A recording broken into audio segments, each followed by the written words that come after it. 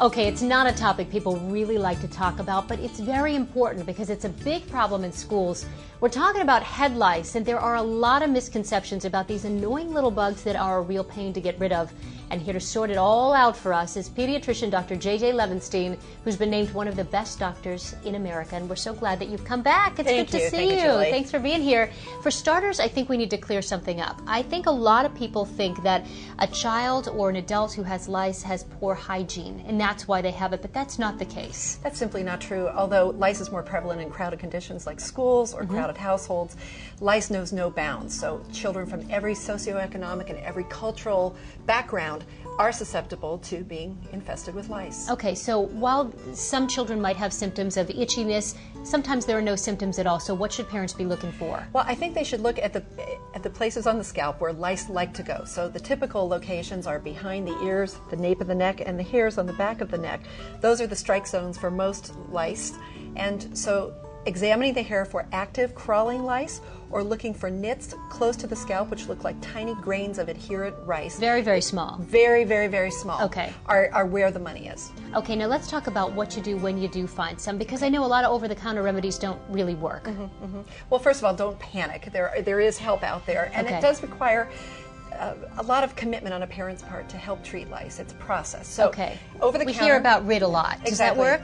RID and Nix are two of the over-the-counter remedies that actually do work most of the time. They're based on pyrethrin or permethrin, which are effective against treatment of lice that are not resistant. Okay. And so it involves shampooing with a special shampoo, but the very most important premise of treating lice successfully is to get rid of the nits, the eggs that the lice have laid. And you really have to go in there and pick them out individually, which is a tedious process but necessary. Exactly, and the word nitpick originated from that. And so some combs exist that actually have enough of a close proximity of the bristles to actually comb out active living lice, but the nits themselves are adherent to the scalp and to the hairs, and they must literally be picked out by your fingers.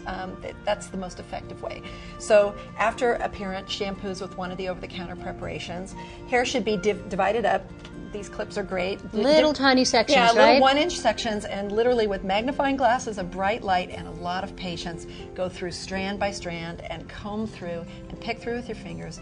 Clean the comb periodically to get rid of the accumulated nits and go through your child's hair 100%. Now there are services that'll do this for you. I know I was reading about a company here in New York City, Hair Fairies. They'll come to your house or you can go to their salon. Pricey though. Pricey though, but given that there's a large time commitment here, or the parents aesthetically or just emotionally can't jump and dive into this process. And these are some of the products. Exactly. They provide a wide range of products to help not only with treatment of the child, but also to help prevent lice in the household. All right, so Dr. JJ, what do we do with the sheets, the hats, the pillowcases, the toys, everything that came in contact with the child who has lice? Well, first thing is heat. Heat removes or kills most of the nits. Okay. So putting anything that you can launder in a hot washer and a hot dryer will take care of launderable or washable items.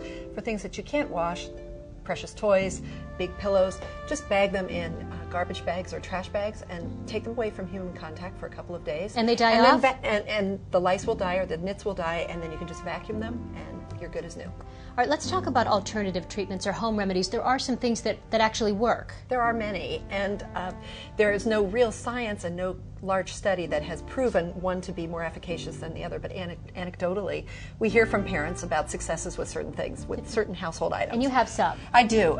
Mayonnaise is one of the aesthetic, really? Believe it or not. You might feel like coleslaw for a while, but actually if you take Hellman's mayonnaise or Best Foods mayonnaise, not a light mayonnaise, not the real stuff. The real stuff, and smother the hair, put a shower cap on and leave on for several hours, and then wash out with shampoo. The principle is that you suffocate the lice and the nits, but this should be reapplied probably a week later when the nits that may be left over hatch. And it does good things for your hair too. It does as a beautiful conditioner. Okay, and Vaseline, same kind of thing, it smothers them? It does, it does. It's very, very difficult to remove though, so it takes multiple washings, and of course if you have to use a sort of harsher shampoo to get the Vaseline out, that may irritate the child, irritate the scalp, and cause a whole new round of itching for another reason. You mentioned using like a Dove dishwasher soap, didn't you? Dishwashing soap tends to have more detergent properties, which will take out these heavier oils. Okay. And certainly nothing but petroleum oil should be used. Other oils that are motor oils, those are toxic. So we wouldn't use, exactly 20-40 penfold oil. Okay, now you've brought some Prel and some oils. How do those mix together? Well, there's a concoction that Stanford University Children's Hospital has recommended that includes using a blend of usually Prel shampoo because it emulsifies the oils well, with eucalyptus oil and tea tree oil.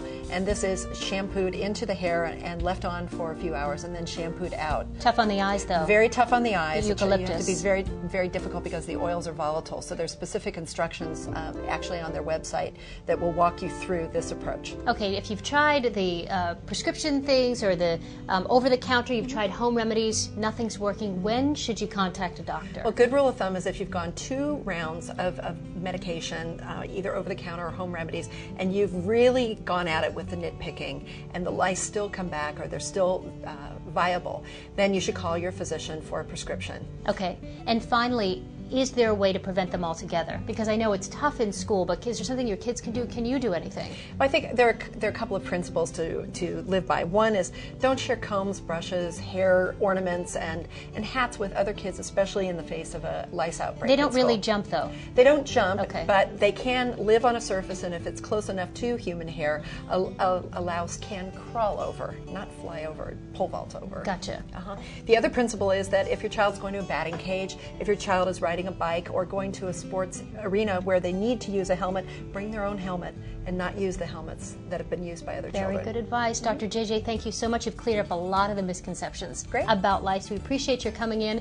And if you'd like more information from Dr. JJ about head lice, you can check out our website, www.mdmoms.com. Thanks for watching Parents TV, your source for the best information for your growing family. Thank you for watching Parents TV, our families, our lives.